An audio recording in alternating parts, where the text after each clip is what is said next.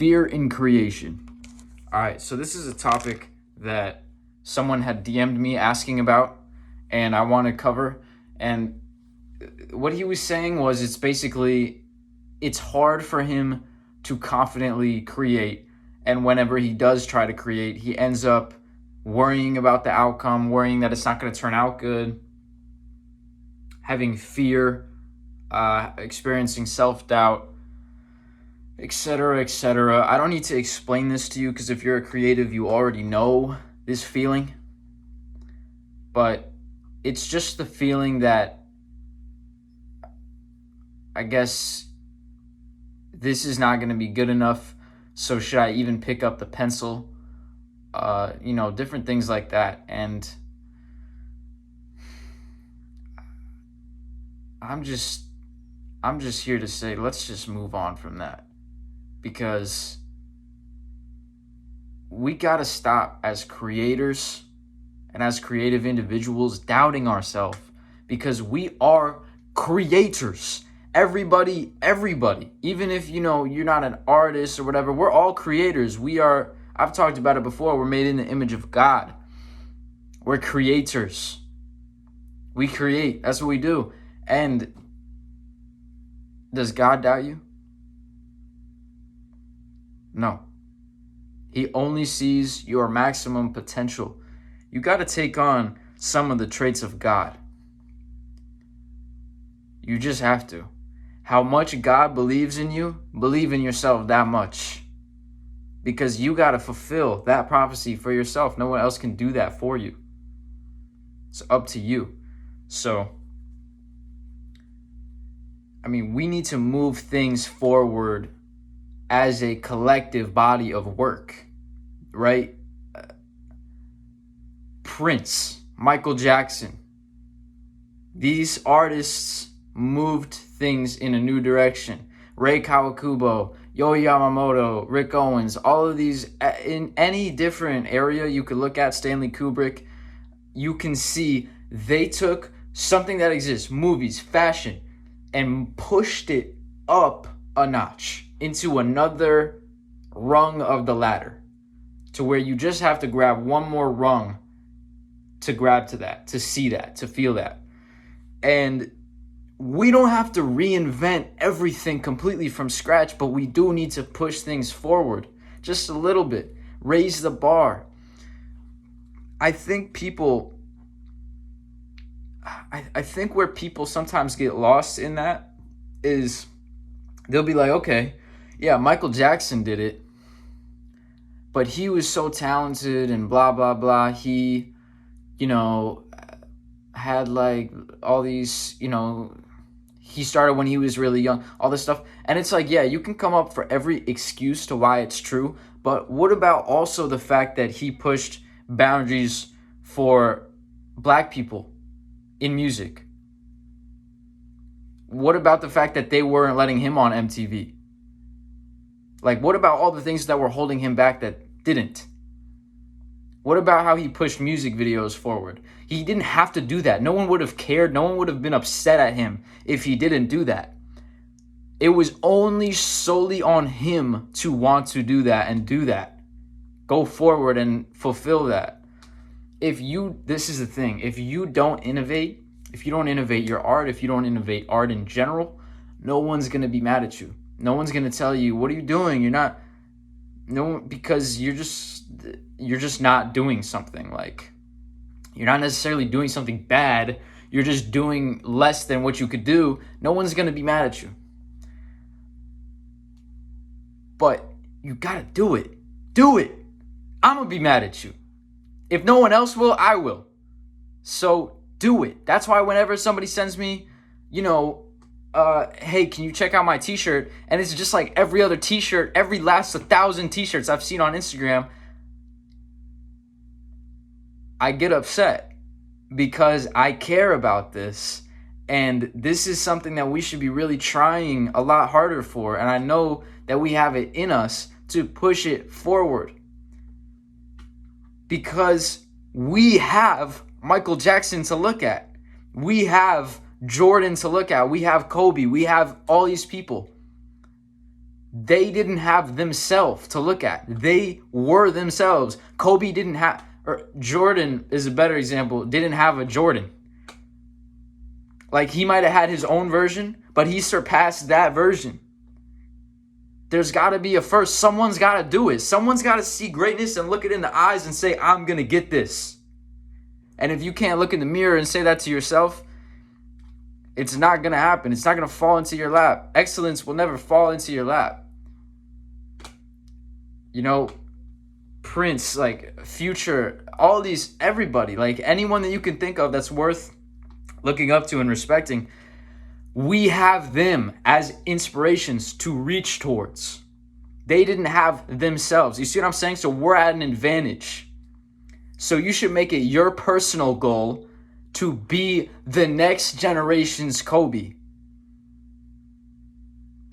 And then when you're the next generation's Kobe, then everyone's going to look at you and make excuses for you. Oh, yeah, he did that. Yeah, but he had this and blah, blah, blah. They're always going to make excuses why it was easier for you.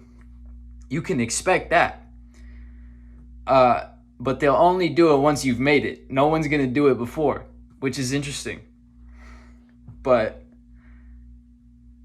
we got to reach excellence, bro. And to get back to the main point, if, I mean, you think Kobe was like second guessing his jump shot and whatever when he was playing a game? He was in mode. We got to get in mode. I know we're not athletes, but we are athletes. Like, we got to adopt from all the different industries what's going to take it to take us to the next level. So if it's mentality from sports, if it's, you know, the love of art from musicians, if it's like the grinding in the studio sessions from rappers or whatever, blah, blah, blah, from every different spot. You get what I'm saying? We take all that and synthesize that into being the best, not only artist, but creative and person that we can be. And the art will go it'll go up. It has to. There's no other choice. So if you're sitting there and you're looking at a blank canvas thinking, what should I paint? You're so lost. In my opinion, like, that's one of the things in art that I absolutely used to do it all the time. I would look at a blank page and I would be like, what should I draw? And I think that that's so completely backwards to how we should be operating as artists, because I never get that. In the last 3 years, I haven't done that. Looked at a blank page and said, what should I draw? I align myself towards whatever greater vision, greater purpose I can for the world, and that will tell me what I should draw on the page. Like, I won't have to open a blank page and say, what should I draw? Because I'll be asleep and it'll be 15 ideas of saying, okay, I know you want to start implementing collaboration better into the creative community. Here's a drawing that could represent that. Here's a product that you should start developing. Here's a person you should reach out to, blah, blah, blah. And you'll get the ideas once you have the vision. But you got to have the vision. No more looking at a blank page and just, what should I draw? Like, what should I do? That's like looking at your life and waking up and being like, oh, what should I do today? It's like the same thing. Like, you shouldn't be on that time. You should be focused, have a direction that you're going in. I have many videos on finding your vision and writing down your vision and all that. So you can go reference that. But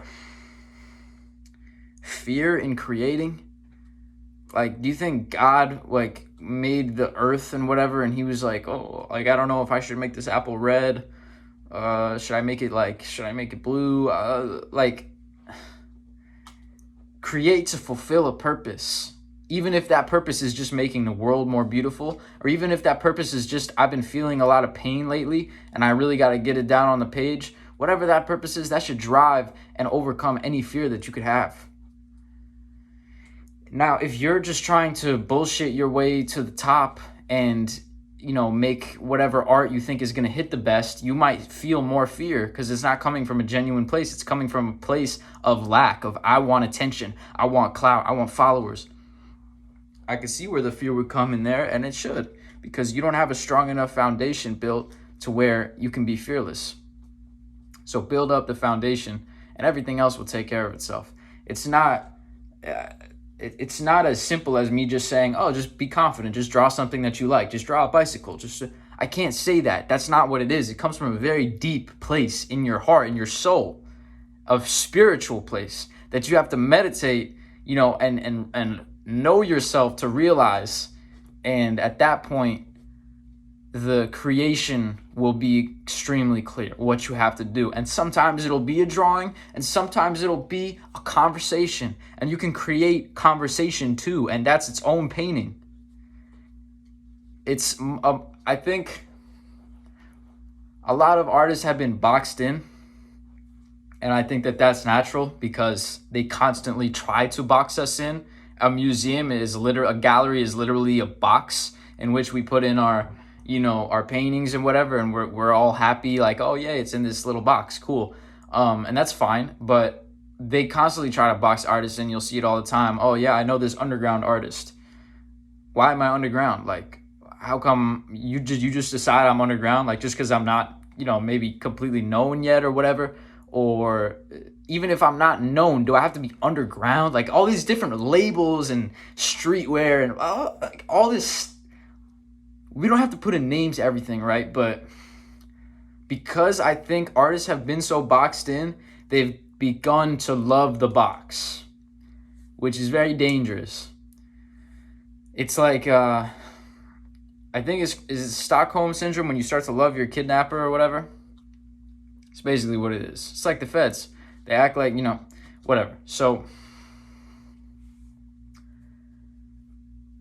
because we've been put into such a box, or tried to, I think a lot of artists are operating like, well, I have to draw one drawing a day to be, consistent. That way my page will grow. That way I'll be able to make money, and I'll be able to get commissions, and I'll be able to afford a 1-bedroom apartment.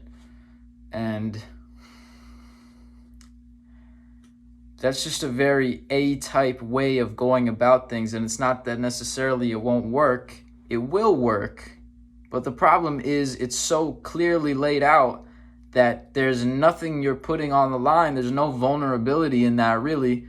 So how good of art can it really be if you're the type of person that's so A-type that you're just doing the most general, generic, easiest possible route to make the least amount of money and the least amount of success the safest way? You know what I mean? So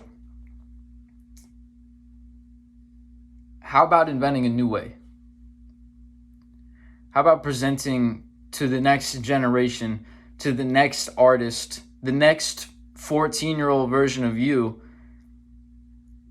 I know there's this way to do it, but I'm going to show you this way to do it. And there can never be enough. So, to sum it up, operate from a place of abundance, of nothing's off the table.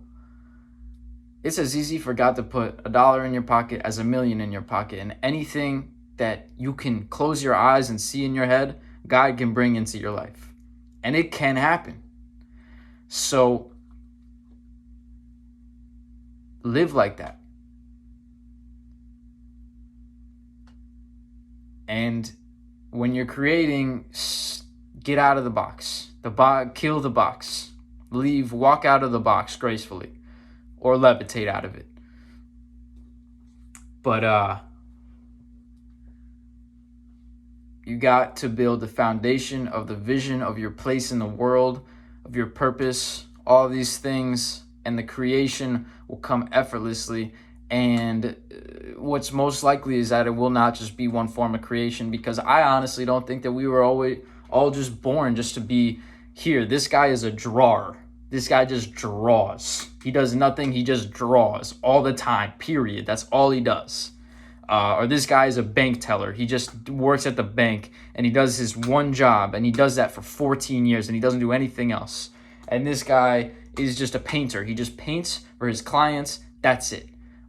This guy is a sculptor. This guy is just a rapper. Blah, blah, blah. I really just don't see it like that, truth be told. I really think that we are multifaceted individuals that can operate in many different areas all at the same time, just like Virgil did. You know, he was DJing. I think I saw one thing said that he was doing it like over 100 nights a year, at least 1 year. And he was doing fashion, but he was also cool with all the, you know, like music artists, and he was like doing things in many different spaces, and he was doing high art architecture, and then he was doing fashion, and then he was doing Louis. So he was doing it at all these different spaces. And I just, maybe it's just me, but I'm not a like one track mind person. I'm kind of ADHD. I'm like operating in all these different spaces at once in my head. And I feel like that's how most people are. So take advantage of that. Lean into it. Instead of trying to fight who you are, become more who you are. Lean into it more. And, you know, there's no point in fearing it. Don't fight it. Just accept it. Lean into it. Take advantage of it. Build on it.